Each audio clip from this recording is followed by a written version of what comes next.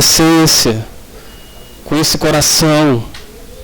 Aí Jesus reúne a sua igreja hoje, nesse século, neste tempo, nessa era glacial, nessa era aqui de gelo, nessa era da falência, né? das relações, falência do amor, falência da solidariedade, da morte, de gente decidida a amar. Neste século, a igreja se reúne para ser o contrafluxo desse sistema, desse pensar. Porque ele está dizendo, tem que ter essência, tem que ter vida. Aonde não há vida. Tem que ter verdade no que vocês oferecem para mim. Aonde o sistema ensina a mentir.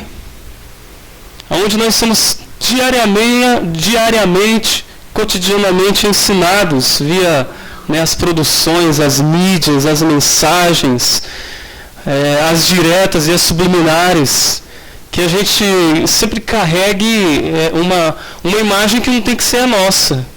Jesus está dizendo, a minha igreja, o meu povo, é gente da verdade, é gente da essência, é gente que carrega vida e não é vida fabricada, não é algo forjado pela própria produção humana, mas isso vem como uma consequência de uma relação direta e sadia com o Pai, com Deus, com Jesus. Então a gente não precisa nem sentir. Eu gosto de sentir a presença de Deus. Quem é que não gosta de sentir? Se por sentir a presença de Deus, aquele arrepio, é uma beleza, é muito gostoso isso. Mas Jesus nos coloca num patamar além. Ele está dizendo que não depende daquilo que você sente. Não depende daquilo que você possa experimentar no seu corpo, na pele, na epiderme. Ele extrapola isso. Ele está dizendo que o justo, o Filho de Deus, o discípulo de Jesus, ele vai existir, vai caminhar, vai ser unicamente pela fé. E o curso que nós estamos tendo já nos ensinou assim, de uma maneira muito taxativa, direta e edificante sobre o significado da fé, que é essa coisa que você não vê, que você não sente. Você está olhando ali, você não está vendo nenhum vislumbre, mas você tem a certeza de que já é fato real, consumado, já aconteceu. No mundo espiritual já é, não será. Isso é a fé, e Jesus está dizendo, o meu justo vai viver pela fé. A gente às vezes vai num determinado local, numa reunião, e eu não senti a presença de Deus. Talvez você não sentiu, em primeiro lugar, porque você não se abriu mesmo para Deus. É fato. O segundo é que você não precisa sentir para Ele estar presente. Ele está, independentemente disso. Ele está apenas... O Pai procura, né? O Pai procura os adoradores. Ele não está apenas levantando. Deus está levantando uma geração. Jesus está dizendo que Ele está procurando uma geração. É gente disposta a buscá-lo com essa verdade, com essa essência. Nós sempre cantamos aqui, né, a essência da adoração do David Keelan, que é uma canção que aquela ali a gente tem que levar a sério. Quem canta aquilo ali de uma forma leviana tem que repensar aquilo que está cantando, porque quem é discípulo mesmo de Jesus tem que viver isso, tem que desejar isso. Senhor, eu estou voltando, regressando, reiniciando.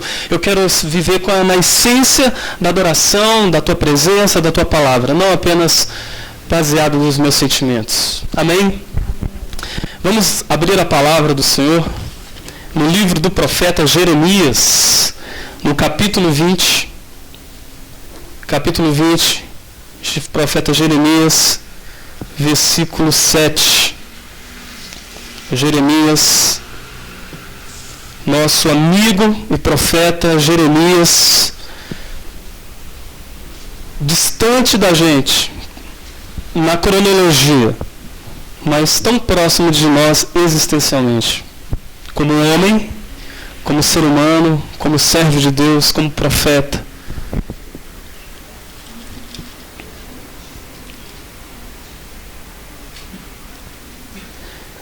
Então, Jeremias, o capítulo 20, versículo 7.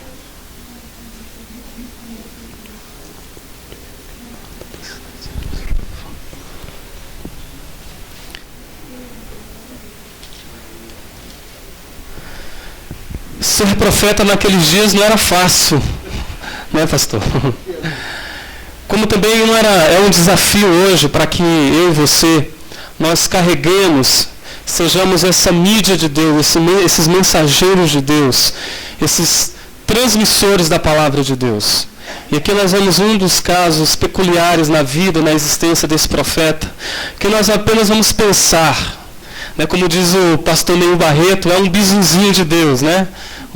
Algo de Deus que, se você acolher com o coração, se você disser Espírito Santo de Deus, o meu coração está aberto, o meu coração aqui está, eu todo, não apenas o coração, estou aqui disponível para te ouvir, estou aqui disponível para te escutar. Eu tenho certeza que além daquilo que eu estou falando, além daquilo que é a minha voz, que é da minha própria produção, vai haver um milagre de Deus no seu coração onde você está aí.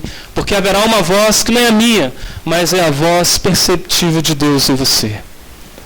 Porque aonde se reúne 2 ou 3, Ele está presente, Ele fala, Deus fala. Então, versículo 7 diz assim: persuadiste-me, ó Senhor, e persuadido fiquei. Mais forte foste do que eu, e prevaleceste. Sirvo de escárnio todo dia, cada um deles zombam de mim. Porque sempre que falo, tenho de gritar e clamar violência e destruição. Porque a palavra do Senhor se me tornou um opróbrio e ludíbrio todo o dia. Quando pensei, não me lembrarei dele, e já não falarei no seu nome. Então isso me foi no coração como fogo ardente, encerrado nos meus ossos. Já desfaleço de sofrer e não posso mais. Porque ouvi a murmuração de muitos, há terror por todos os lados. Denunciai e o denunciaremos. Todos os meus íntimos amigos que aguardam de mim que eu tropece, dizem, bem pode ser que se deixe persuadir. Então prevaleceremos contra ele e dele nos vingaremos. Mas o Senhor está comigo como um poderoso guerreiro. Por isso tropeçarão os meus perseguidores e não prevalecerão. Serão sobremodo envergonhados e, porque não se houveram sabiamente, sofrerão afronta perpétua que jamais se esquecerá. Tu, pois, ó Senhor dos exércitos, que provas o justo e esquadrinhas os afetos e o coração, permite, veja eu, a tua vingança contra eles, pois te confiei a minha causa. Cantai ao Senhor, louvai ao Senhor, pois livrou a alma do necessitado das mãos dos malfeitores. Versículo 14. Maldito o dia em que nasci, não seja bendito o dia em que me deu à luz minha mãe. Maldito o homem que deu as novas a meu pai, dizendo, nasceu-te um filho, alegrando com isso grandemente. Seja esse homem como as cidades que o Senhor, sem ter compaixão, destruiu. Ouça, ele clamou pela manhã e ao meio-dia alarido. Porque não me matou Deus no ventre materno? Porque minha mãe não foi minha sepultura? Ou não permaneceu grávida perpetuamente? Porque saí do ventre materno tão somente para ver trabalho e tristeza e para que se consumam de vergonha os meus dias? Vamos fechar os olhos, todos nós. Senhor Jesus, nós estamos diante da Tua palavra, Senhor. E a Tua palavra, ela possa vir com clareza, clarificando, Senhor, falando conosco, possa ser pasto, alimento, possa ser nutriente para o nosso corpo, para a nossa alma, para o nosso espírito. Ó Espírito Santo de Deus, unge essas palavras neste momento. Permite, Senhor, que através da minha vida essa palavra seja ministrada com graça, com unção e com verdade. E que aqueles que estão aqui assentados ouvindo, Senhor, possam se atinar aos seus sentidos espirituais. E que o diabo em nada possa ter o poder de roubar essa palavra que eles vão ouvir essa noite. E que isso gere milagre na vida de cada um. No nome de Jesus. Amém e amém. Glória a Deus. Aleluias. Quando eu li esse texto de Jeremias, esse desabafo de Jeremias, essa oração de Jeremias, a imagem que eu tive de Jeremias é de um homem ajoelhado. É de um homem que está confessando a Deus a sua alma. A alma de Jeremias está sendo aberta para Deus neste momento. Ele se coloca diante de Deus, ele se desnuda diante dele e ele faz essa oração. Se nós voltarmos no capítulo 19 de Jeremias, nós veremos aqui a botija quebrada, que foi algo que Deus fez, pediu, ordenou que Jeremias fizesse, que foi uma denúncia, uma palavra profética, denunciando o alienamento do povo de Israel para com ele, para com Deus. E as palavras que Deus disse para que ele reverberasse ao povo eram muito duras, porque eles haviam deixado o Senhor, haviam profanado o Senhor, estavam queimando incenso a outros deuses, deuses esses aos quais o Senhor já tinha declarado: não se alie a eles, não se aproxime deles, não se misture a eles, porque vocês serão contaminados, vocês serão atingidos, vocês serão tocados de tal maneira que isso afetará a sua relação comigo, diz o Senhor. E assim eles foram precavidos, e muitas vezes dessas profecias, desse falar de Deus alertando, de Deus tentando chamar para junto de si, de Deus tentando abrir as consciências do povo para que eles acordassem, para que eles fossem de uma certa forma tocados, de uma maneira para que eles pudessem cair em si e voltarem. E o profeta tem essa missão de dar essa palavra extremamente chata, extremamente provocativa, e que de uma certa forma incomodou todo mundo, porque ninguém que está em amaziamento com o seu pecado, ninguém que está em cumplicidade com seus próprios erros, camuflando isso, ou de uma forma até explícita e liberal, gosta de receber, ou deseja receber uma afronta que vem diretamente do Senhor. Porque, na verdade, quando o povo ele já está nesse processo de amaziamento, é porque ele deseja ficar ali. Ele realmente não deseja uma mudança séria e profunda. Às vezes a gente diz assim: Senhor, eu estou nisso aqui porque é mais forte do que eu não estou conseguindo me livrar. Mas honestamente, se nós formos honestos, muitas vezes, se você se permitir fazer um tipo de viagem interior, se fazer um tipo de questionamento, você vai ver que você está gostando disso, que você quer isso realmente e que você não quer se ver livre disso.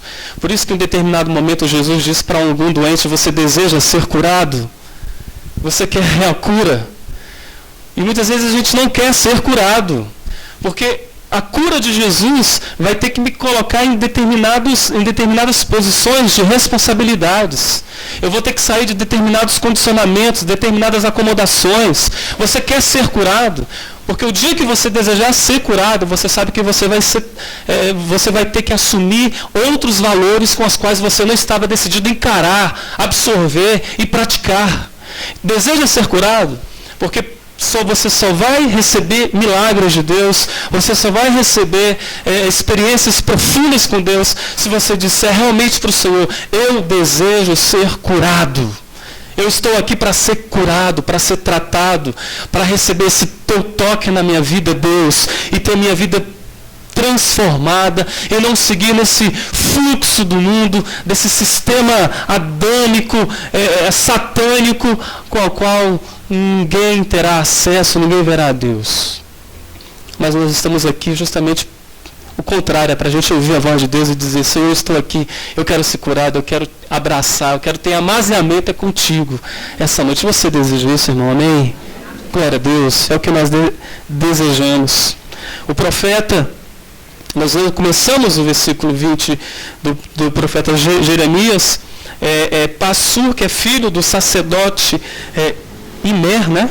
Que era presidente da casa do Senhor. Então você vê, ele que era filho do presidente da casa do Senhor, Passur, ouviu Jeremias profetizando e disse: isso é uma heresia, isso é uma barbaridade, o povo está uma maravilha, Acho que Deus nos esqueceu mesmo. Nós estamos aqui nessa prostituição cultural, nesse amaziamento com o pecado, nessa profanação. Deus, se nós percebemos, Ele até deu uma descansada, porque nós não vimos mais Ele. Não temos visto muita ação dEle aqui. Então nós estamos bem. E Ele, que é o filho do presidente da casa do Senhor, é Ele quem vê o profeta falando aquilo que ninguém queria dizer, prende ele. E aí a palavra nos diz que ele é colocado no tronco. E aí nós entramos no versículo 7. Como é que isso afetou a espiritualidade, a vida, o caráter, o coração de Jeremias, de tal forma que ele diz assim, eu não sei como é que está a sua tradução, mas eu vi uma outra tradução que no lugar de persuadiste-me, Senhor, é enganaste-me. Enganaste-me, Senhor.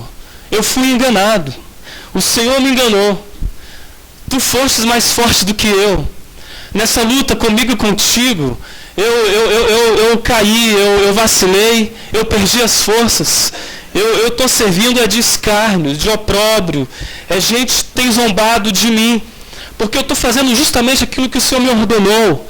Eu estou vivendo a tua palavra com integridade, em obediência. Eu estou fazendo aquilo que é o certo, é o bem. Estou absorvendo os valores do Senhor, da tua palavra.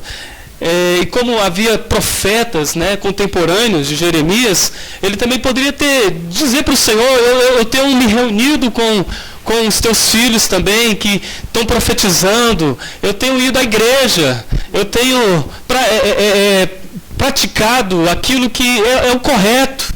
Mas isso me trouxe, Senhor, tronco, me trouxe, Senhor, afronta, escárnio, isso me trouxe dor.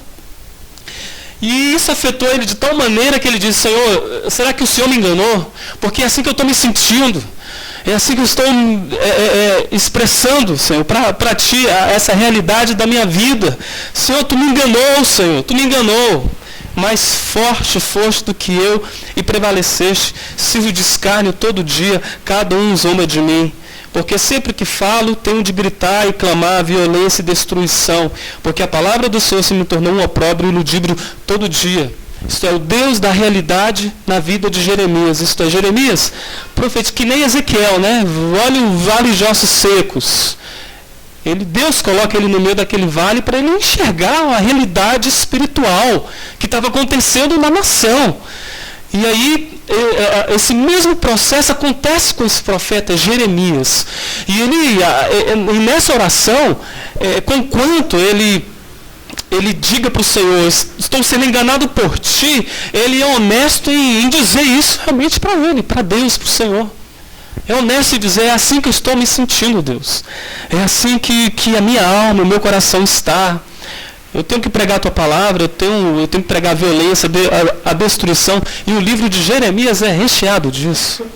Você lê. A palavra de Deus é confrontando, é chamando. Olha, eu vou destruir porque vocês não mudam. Larga esses deuses. Larga a porcaria que está te destruindo hoje. Larga isso que você está te consumindo e você não está percebendo que isso está sendo câncer, está te corroendo, está te matando por dentro. E Deus alertando. E essa palavra, se nós trouxermos ela para nós hoje, isso tem tudo a ver. Porque igrejas têm perdido essa essência da adoração, esse espírito em verdade, por causa de cânceres, de sementes malignas, que tem sido colocado no seu coração, no meio da igreja. Isso tem destruído vidas, pessoas, gente com a qual você ouviu um dia, que te abençoaram, que ministraram sobre sua vida. Pessoas que estavam caminhando com você e eram bênção, te abençoaram, foram instrumentos de Deus para serem milagres na nossa vida, na vida de vocês. E hoje, por causa do tronco, por causa da palavra do Senhor, eles se voltaram contra o Senhor e disseram, Senhor, eu fui enganado por Ti. Eu fui ludibriado. Eu tive que falar a tua palavra, violência, destruição, eu tive que confrontar, e em resposta disso me colocaram no tronco, me fizeram fogueira e me queimaram em praça pública. Mas a questão não é ele passar por isso, mas é o afetar da relação dele com Deus. Aqui nós estamos vendo um jogo de razões. De Jeremias dizendo, olha a minha razão, eu estou com a razão, Deus, por isso e por isso. Deus respondendo com uma outra razão. Não é uma guerra, uma disputa de razões. Mas aqui está uma questão de afetividade. Era Jeremias, ele estava clamando de uma certa forma, era por Deus. Mesmo dizendo, estou sendo enganado por ti. Versículo 9 diz, quando pensei, não me lembrarei dele, já não falarei no seu nome. Ele está dizendo, olha, eu vou esquecer esse negócio de Deus, por causa de dores, por causa das coisas que aconteceram ou que vão acontecer, das responsabilidades com as quais eu, como ser sadio e curado, como ser consciente de Jesus, da graça, do amor, das posições que eu tenho que ter agora diante dele, de Deus e dos homens, do compromisso com a santidade, do compromisso com a oração, do caminhar com Deus, do negar a si mesmo, de ter uma cruz para carregar, de ser gente morto para o pecado e para o mundo e vivo unicamente para Deus. Gente que não negocia mais a graça, sem não ter mais barganha com Deus. É gente com uma postura nova, com uma consciência nova, com uma atitude diferente. Não é aquela pessoa que está 20 anos na igreja e você tendo que dizer as mesmas coisas. Mas é gente que já está decidida a crescer, a deixar de ser menina, a virar adulto em Jesus, ser e crescer em maturidade.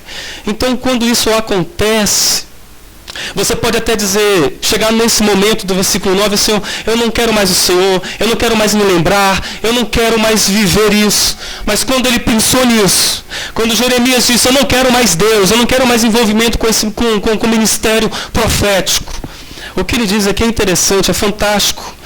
Já não falarei no seu nome, então isso me foi no coração como fogo ardente, encerrado nos meus ossos, já desfaleço de sofrer e não posso mais. De imediatamente eu tenho que tirar isso da minha mente, do meu coração, eu tenho que me desfazer desse pensar. Só em pensar em largar Deus, só em pensar em deixar Deus, só em pensar em não abraçar mais essa graça maravilhosa, a graça de Jesus, isso meu coração queima, desfalece.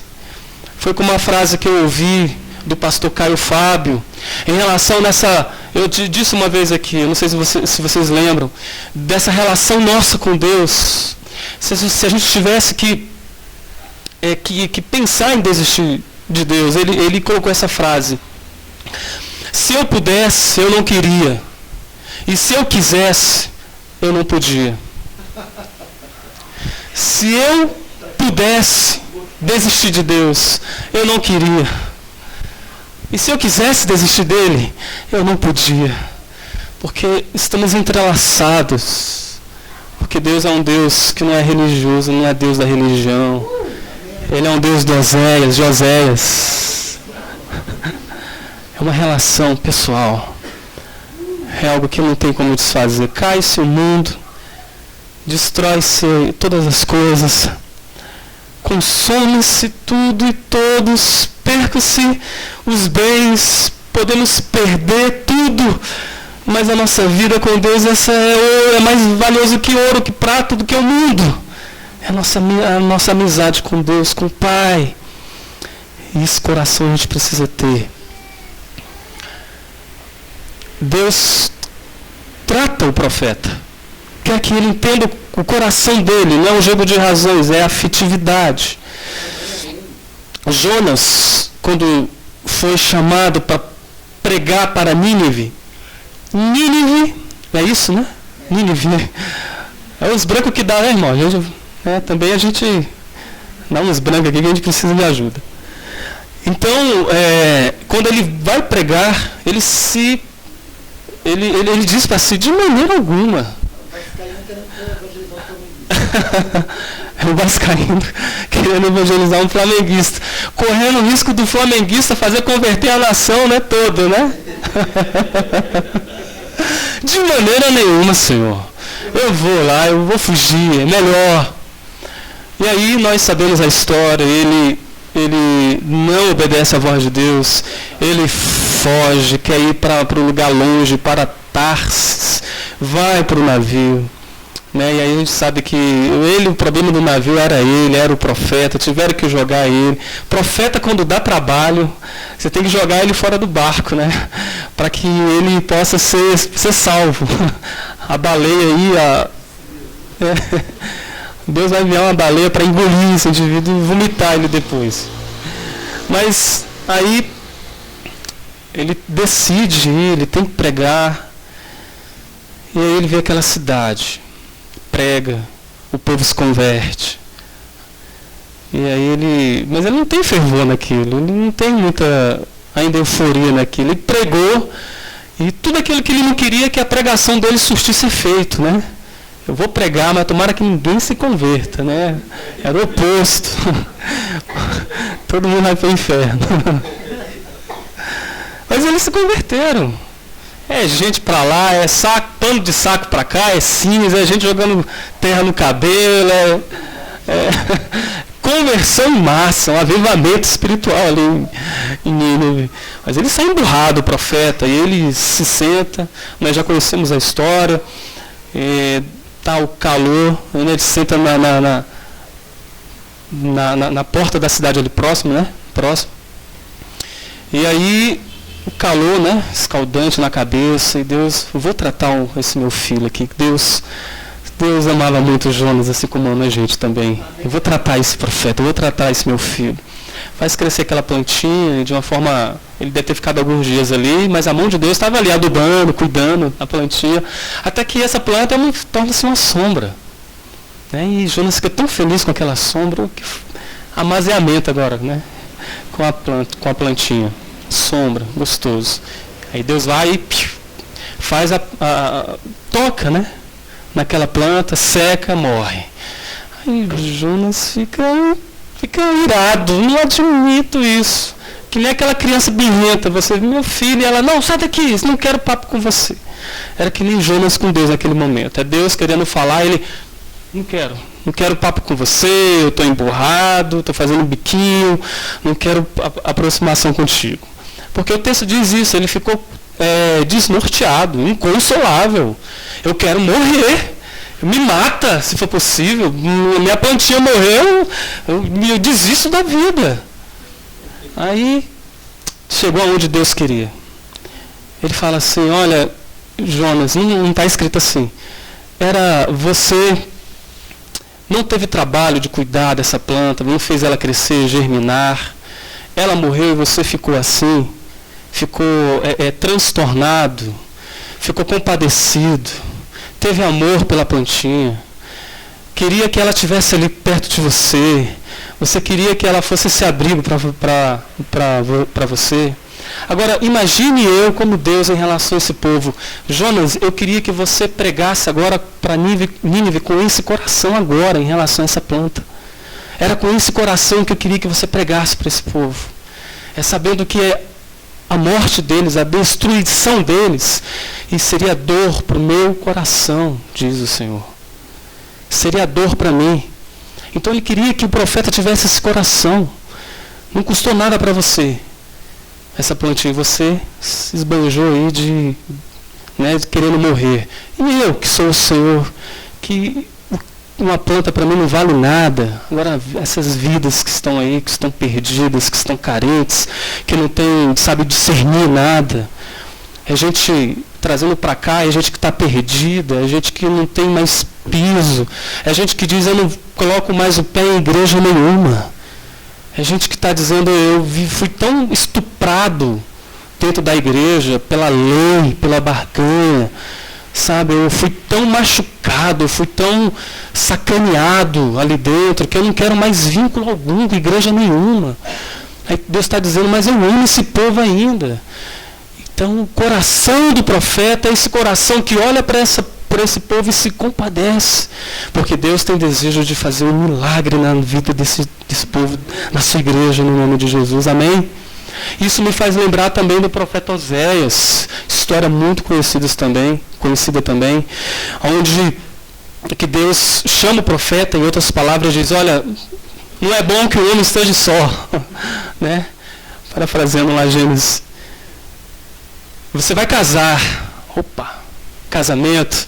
Mas você não vai escolher uma mulher qualquer. Você vai para a rua e você vai escolher uma prostituta. E aí, ele tem que obedecer. Ele tem que viver isso. E quando ele escolhe a prostituta para viver, Deus diz também, olha, tenha filhos com ela. E ele tem filhos com ela. E conforme os filhos foram nascendo, os nomes que foram sendo dados para os filhos designavam algo muito importante. Um se chamava um não povo meu, não filho meu. E aquilo ali era um ato, realmente, né, genuinamente profético. Deus queria dizer à nação exatamente o que estava acontecendo na relação do povo com ele, com Deus. Ele fez com que Oséias tivesse uma esposa adúltera, promíscua, tivessem filhos, e os filhos não eram dele, do profeta, era dos amantes, para que o profeta entendesse uma coisa, para que ele tivesse também esse coração. Em outras palavras, quando os filhos foram nascendo, ele sabia que os filhos não eram dele, e quando ele estava na casa dele, a esposa estava na rua, sabendo o que ela estava praticando. O que Deus queria que o profeta sentisse era, olha, sinta o que eu sinto, Oséias, quando eu amo o meu povo, quando eu sou fiel a ele, quando eu abençoo a vida deles, quando eu sou casado com esse povo, mas eles são infiéis a mim, quando eles são prósperos lá na prostituição deles, e eles recebem recompensas por isso, eles até acham que isso foi até eu que dei, sendo que nem fui eu, foram os amantes do meu povo. Sinta no coração essa minha angústia como marido desse povo, quando você ama, quando você investe, quando você está decidido a fazer tudo para chamar a atenção deles, mas eles estão em busca, desse amaziamento com os outros deuses. E ele teve que sentir isso na prática, o profeta, tendo que ter esse coração de Deus nele. E trágico viver isso, porque essa é a mensagem para nós hoje, de Jesus para nós hoje. É Deus repetindo, reverberando essas mesmas palavras. Qual o ponto do meu caminho, da onde que eu estou, em que eu estou em amaziamento com as coisas que estão sendo câncer na minha vida, que estão destruindo a minha relação com Deus, a minha relação com o Senhor, mas que hoje eu estou vindo a oportunidade. Não tem Jonas aqui, não tem Oséias aqui, não tem Jeremias aqui, mas tem eu, tem o Pepe, tem várias pessoas que estão dispostas a te dizer que o Senhor não desistiu de você, que Ele quer tirar você desse limbo, dessa poça suja de lama, e trazer você de novo à nação dele, à casa dele, ao povo dele, escolhido dele. Porque hoje nós estamos vivendo numa superior aliança. Jeremias, apesar de ter sido tão direto com Deus, ele não estava vivendo na nova aliança, ainda era na lei, ele estava se amargurando por aquilo que estava acontecendo. Ele estava agora orando também para que Deus esmagasse os seus inimigos. E não há coisa pior do que você olhar para os inimigos e ver como Jonas via antes de ser tratado por Deus, é ver como inseto, é ver como verme, é ver realmente como inimigo, é ver como alguém que deve ser extirpado. Ele começa a orar dizendo, eu vou ver, Senhor, a tua vingança contra esse povo, eu vou ver a tua vingança esmagando esse pessoal, porque até então a mensagem de Jeremias, apesar de ser dura, de ser confrontadora, de chamar atenção, de repreensão, era uma chamada, uma profecia que era para despertar, trazer despertamento, né? Era para que a consciência deles se voltassem para o Senhor, não era para serem esmagados.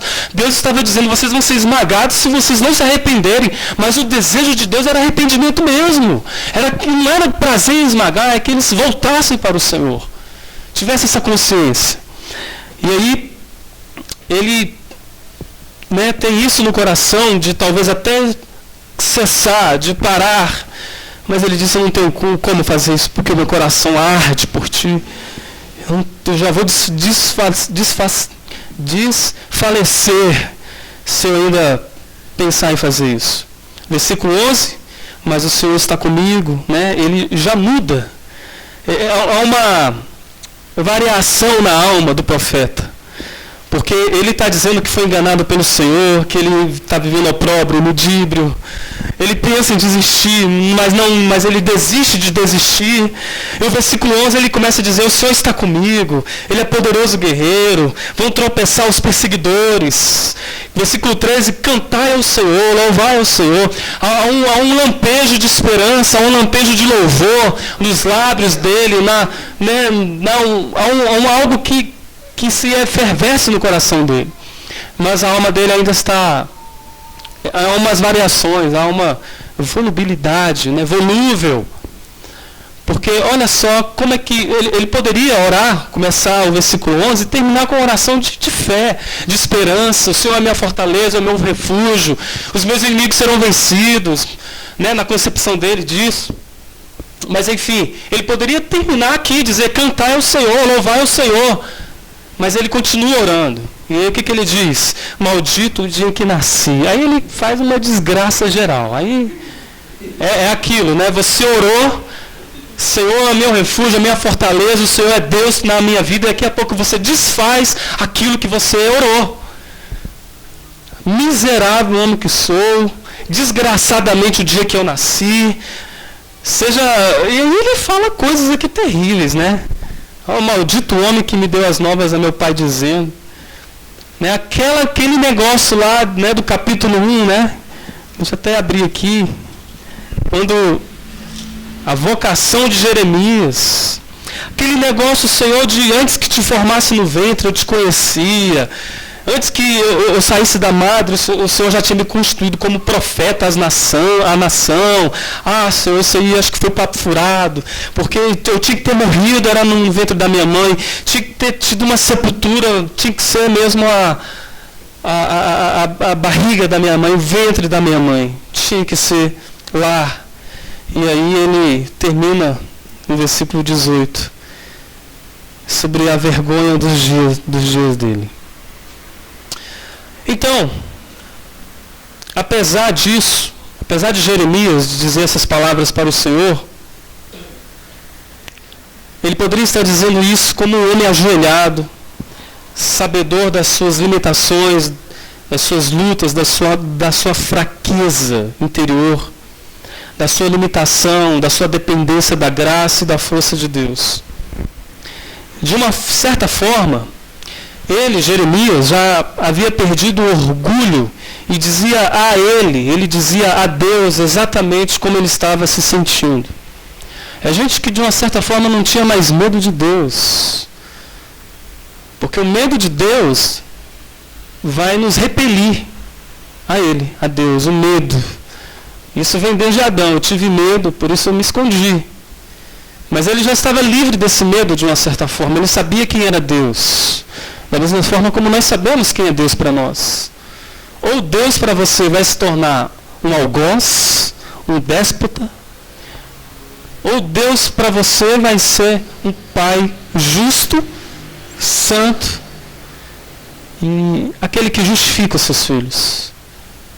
Porque eu posso me aproximar dele sem esse pavor, sem esse medo, de ter o receio de ferir Deus por exatamente expressar como está hoje a sua alma, o seu coração. Você pode dizer assim para Deus: Senhor, eu estou hoje aqui vazio das minhas próprias potências, do meu próprio orgulho, mas vazado pela tua graça que me faz ser exatamente o que sou diante do Senhor. E dizer e confessar como você está. Então o profeta, o filho de Deus, né, esse homem que carrega o coração de Deus para expressar esse coração de tal forma que quem vê esse homem, quem vê essa mulher, fica convencido de que Deus realmente é real. O profeta começa o profeta, a gente está falando sobre Jeremias, mas a gente está falando da gente mesmo. Não é de Jeremias. Jeremias foi esse personagem aqui, longe da gente cronologicamente, mas próximo da gente existencialmente. Porque honestamente nós já fizemos muitas vezes essa oração de Jeremias. Estou sendo enganado, Senhor. Estou perdido nas minhas convicções. Não sei mais o que fazer. Não sei se deixo, se vou, se continuo, se paro, se vou. Mas ele foi capaz de honestamente, sem orgulho, abrir o peito e dizer para Deus exatamente como a sua alma estava. É gente que não é mais camuflador, né, diante dele próprio. Porque diante de Deus nós somos esses flagrantes, né? Estamos nus. Não adianta nós nos escondermos diante de Deus. Ele sabe quem eu sou, Ele sabe quem você é. Ele, como Deus, por isso que há a confissão, porque Ele quer apenas que você, como filho, você abra o seu coração para Ele. Abrindo, falando, vazando as suas questões, vazando as suas dores, os seus celemas, os seus traumas, aquilo que está te incomodando. Porque a gente pode dizer assim, que foi erro do profeta Jeremias dizer que ele estava fraco. Não é pecado estar fraco. Pecado é você entregar-se à fraqueza, mas sem lutar, sem haver uma retaliação da sua parte e dizer: eu não aceito essa fraqueza para sempre na minha vida, porque aquele a quem eu sirvo, ele disse que eu seria a habitação do Espírito dele. Então não é pecado estar no pecado. Pecado é você aceitar o pecado definitivo na sua vida e não lutar contra ele na força do Senhor.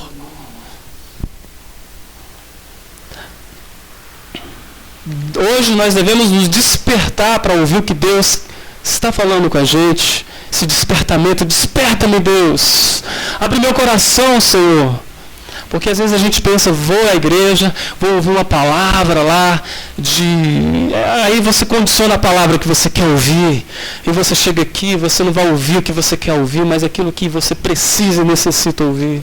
Vai ser sempre assim, né, pastor? Até aquilo que eu não quero ouvir. Tem uma canção que diz isso, né? Que fala isso, que eu tenho que ouvir até aquilo que eu não quero ouvir. Mas eu tenho que aprender a ouvir a voz do Senhor. A igreja é um espaço para quem está passando por fraqueza. Espaço para quem tem coragem para chorar. Espaço para quem tem a coragem, a honestidade de dizer: está doendo. De olhar para dentro de si e dizer: Deus, está doendo. Eu não sei se muitos aqui são egressos de igrejas que tiveram a chance de ter um ministério sadio, pastores, uma liderança sadia com a qual você pudesse abrir realmente o seu coração. Ou senão você teve que guardar isso com receio de ser julgado, de ser expulso da comunidade, da igreja, do grupo. Mas a verdade é que a igreja, e eu estou colocando aqui, a igreja, a presença de Deus, é um espaço para que você possa dizer: Senhor, eu estou fraco. Eu não posso fingir o tempo todo que eu estou na unção, que eu estou no óleo, que eu estou no reteté, ou que eu estou com alguma coisa dessa. Não tem espaço para isso, para esse fingimento. Não cabe aqui dentro.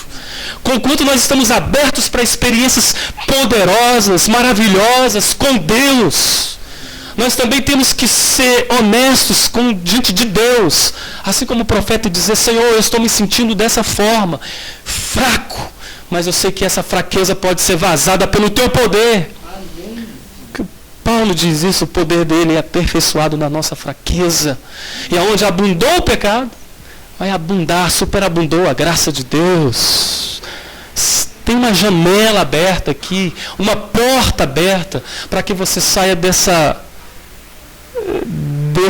dessa hipocrisia e viver algo genuíno, em essência e em verdade. Então você tem a coragem de dizer para Deus hoje, é assim que eu estou me sentindo, Senhor? É gente que está segurando o choro, a lágrima, mas eu não choro, eu não me abro, eu não desisto das minhas potências, das minhas forças, das minhas convicções. Um homem não chora.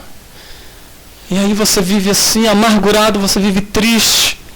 Só consegue viver aquele momento do louvor, da adoração, da coreografia, mas não consegue ser você em Deus quando sai do ajuntamento. Só consegue viver isso no ajuntamento, no grupo. Mas quando você sai daqui, você tem que trocar a roupa, você tem que tirar a maquiagem, você tem que ser só você, onde ninguém te vê mais. Aí você volta para a solidão do teu quarto, para a solidão da tua casa, do teu apartamento, ou das festinhas, ou do que quer que seja. E o vazio está instalado ali, porque você ainda não se aproximou de Deus e dizendo, Senhor, é assim que eu estou me sentindo, é assim que eu estou. E eu preciso do Senhor, preciso da sua ajuda. Eu preciso de gente, de irmãos. E aqui eu confesso que eu já tive conversas com o pastor Pepe sobre a minha vida pessoal, da qual eu precisei de ajuda. Já tive que ministrar santidade para a igreja, vivendo no pecado. Já tive que ministrar louvores na igreja, cânticos na igreja, sendo que no meu coração, no meu interior, estava só um bagaço, um destroço. Já tive que pregar despertamento, sendo que eu mesmo estava precisando sentar e ouvir sobre despertamento. Já passei por crises profundas de fraqueza. Mas aí, Deus me fez encontrar pessoas que puderam me ouvir, me ajudar. E Ele próprio tratou de mim, com a sua palavra e com amigos próximos, confrontando. E assim tem que ser comigo, tem que ser com você, porque mais uma vez eu repito, a igreja é o espaço, tem que ser para quem está passando por fraqueza, espaço para quem tem coragem para chorar, para dizer que está doendo. Então pessoas preocupadas com cargo, com poder, com posições, dificilmente vão compartilhar suas dores. Haverá uma resistência. Pessoas que estão preocupadas, o que eu vou fazer, o que será de mim, se eu procurar ajuda, se eu me vulnerabilizar, se eu falar da minha fraqueza. Aí eu não vou mais tocar, não vou mais pregar, não vou mais à frente, não vou mais trabalhar. Aí no lugar de você se abrir para Deus e para o teu próximo, para o teu irmão, procurar ajuda, para dizer, eu estou sentindo dor, eu estou carente de ajuda, eu estou carente de que alguém olhe para mim e se compadeça. Manifeste uma graça de Deus material na minha vida mesmo. Uma graça de Deus que se materializa em abraço, em choro, em encontro, em conversa, em fala, que tenha olho, boca, ouvido. Então, gente que está assim, ele vai encontrar isso, ele tem que encontrar isso na igreja, mas se ele estiver preocupado com cargo, com poder, com posição, ele não vai compartilhar jamais essas suas dores. Ele vai me tirar, então você vai continuar tocando, vai continuar pregando, vai continuar dando seus pulinhos, vai continuar fazendo as suas coreografias, mas você vai estar vivendo em hipocrisia, hipocrisia, hipocrisia. E para Deus não vale isso mais.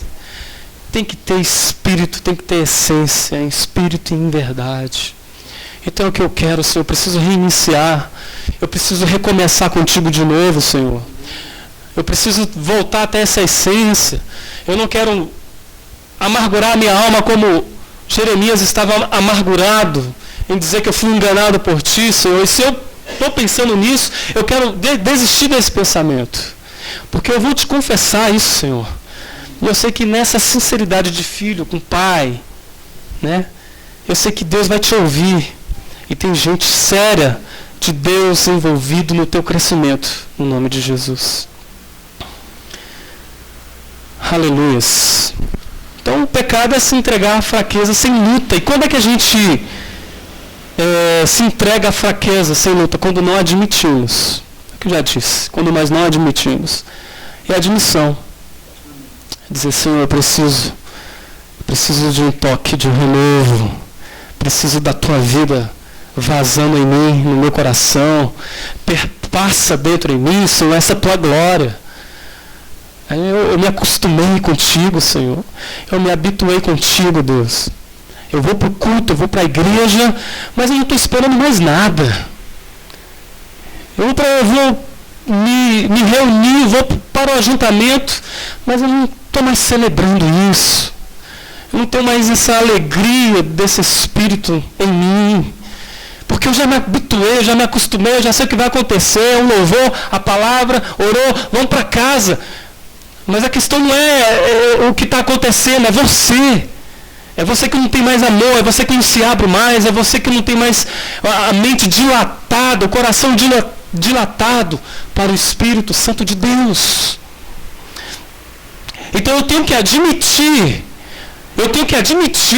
isso, que eu estou um cântaro vazio. E que se eu quiser continuar um cântaro vazio, eu vou continuar. Mas eu tenho que, se quiser agora mudar a minha vida, se eu quiser ser um cheio do Espírito Santo, eu tenho que admitir essa minha carência para com Deus.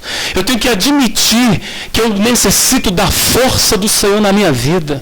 E dizer, olha, sem máscara alguma, Senhor, eu estou aqui para ser tratado por Ti, para ser tocado por Ti, para ser ungido pelo Senhor, para renovar as minhas forças, para que a minha fé seja aumentada, para que cresça para a glória do Teu nome, porque eu não quero mais. Porque senão, fora desse ajuntamento, se eu não tenho essa posição, aí eu vou voltar para uma realidade que eu vou ser apenas eu, vazio, hipócrita, camuflado. Deus abençoa quem você é quando ninguém está olhando você. Mais importante do que eu possa fazer, mais importante que eu faço para Deus não é o que eu faço aqui dentro, mas é aquilo que eu realizo lá fora. Então eu não posso não admitir determinadas coisas aqui, e não admitindo, lá fora isso vai extravasar de uma determinada forma. Se eu não admito, se eu não confesso, se eu não trato essas compulsões, esses condicionamentos, essas doenças, essas coisas que estão instaladas às vezes dentro da gente, se a gente não confessa, não admite, não trata, isso vai se extravasar do lado de fora. E aí, uma grande chance de você se arrebentar, de perder. E por outro lado, se aquilo que eu faço para Deus é mais importante, não aquilo que eu faço aqui dentro, aquilo que eu faço lá fora, então eu tenho uma grande chance de ser bênção de Deus aonde eu estiver. Eu já estou com aquela...